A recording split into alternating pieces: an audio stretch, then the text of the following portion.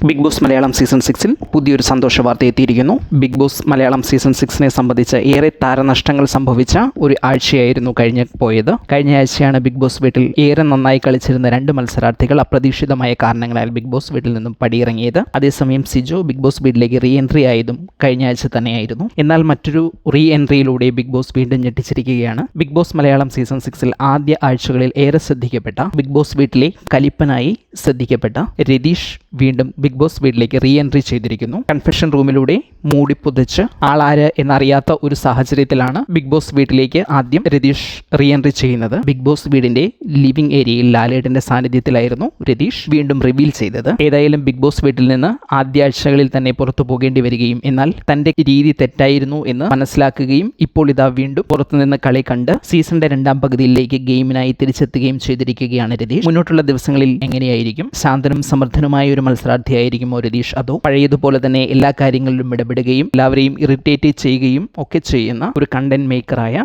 രതീഷ് ആയിരിക്കുമോ ഇനി ഉണ്ടാവുക എന്ന് കണ്ടറിയാം.